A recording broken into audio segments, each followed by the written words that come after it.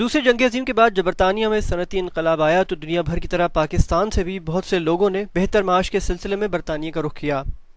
1950 اور 60 کی دہائی میں آنے والے لوگوں کو بہت سی صعوبتیں اٹھانی پڑیں، جن میں حلال گوشت کا نہ ملنا، ایک ہی کمرے میں 8 لوگوں کا رہنا، مساجد کا فقدان اور فیکٹریوں میں بطور لیبر کام کرنا شامل تھا۔ پاکستان ایسوسی ایشن آف نیو ہیم کے چیئرمین احمد نور کے مطابق برٹش پاکستانیوں کی نوجوان نسل کا کاروبار کی جانب رجحان کم نظر آتا ہے اور انہیں اس بات کا خدشہ ہے کہ گرین اسٹریٹ آنے والے سالوں میں اپنی شناخت نہ کھو ڈالے۔ ابھی تو پاکستانی اتنے جو ینگسٹر ہیں بزنس میں نہیں انٹرسٹ لیتے، لیکن ان کو انٹرسٹ لینا چاہیے، کیونکہ کل ہماری کوئی آئیڈینٹی نہیں رہ جائے گی۔ گرین اسٹریٹ میں جتنے بزنسز ہیں وہ ختم ہو جائیں گے، ان کو کوئی رن کرنے کے لیے نہیں رہے گا، تو it's must have a positive that ہمارے ینگسٹر جو ہے بزنسز میں آئیں اور بزنس فیملی بزنس کو چلائیں، ان کو امپروو کریں۔ Don't get me wrong, I did study when I came out. I went to college, I went to school. But what it was, I had that little touch with the business as well.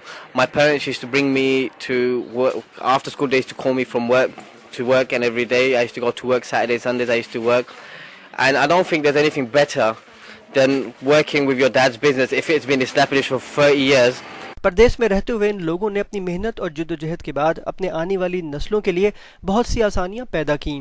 70 میں ہمارے مسلمان جو ہیں کم از کم 400-500 آدمی ہوں گے، تو اس وقت نہ تو مسجدیں تھیں، نہ کوئی دکان تھی، بڑے دور سے گوشت لینا پڑتا تھا۔ اور اس کے بعد ہم نے جو نوکریاں تھیں وہ اس طرح کہ ہمیں فیکٹریوں میں کام کرتے تھے۔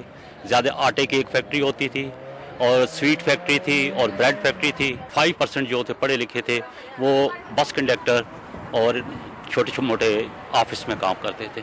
وطن سے دور روزگار کے سلسلے میں آنے والوں کو کبھی نہ کبھی اپنے گھر کی یاد آتی ہے، اور ایسے لمحے میں وہ ان تمام جگہوں کا رخ کرتے ہیں جہاں انہیں اپنائیت کا احساس ملتا ہے۔ لندن کا نیو ہیم بورو اس لحاظ سے اہمیت کا حامل ہے کہ اس میں کل آبادی کا تقریباً 25% حصہ مسلمانوں پر مشتمل ہے، جن میں سے اکثریت پاکستانیوں کی ہے۔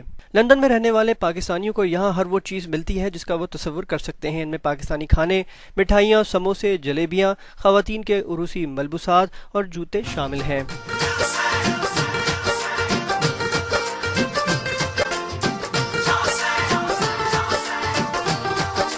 جی اس لیے کہتے ہیں کہ چونکہ پاکستان سے ریلیٹڈ آپ کو یہاں پہ ہر چیز اویلیبل ہے اور آپ کو ایسا لگتا ہے جیسے آپ پاکستان میں کھڑے ہیں۔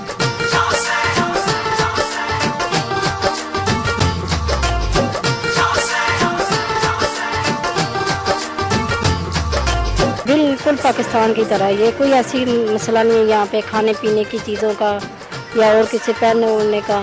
چاند رات کو یہاں بہت ہی رش ہوتا ہے، یہاں پہ گزرنے کی جگہ نہیں ہوتی، اتنا رش ہوتا ہے اور جگہ جگہ پہ مہندی کے اسٹال لگے ہوتے ہیں۔ بات چاہے برطانیہ کی ہو یا امریکہ کی، پاکستانی دنیا کے ہر کونے میں اپنی شناخت کو قائم رکھتے ہوئے ہر شعبہ زندگی میں آگے بڑھنے کے خواہاں رہتے ہیں۔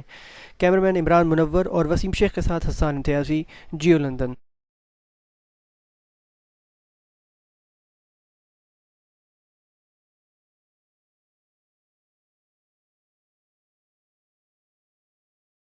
اولمپک 2012 برطانیہ اور بالخصوص لندن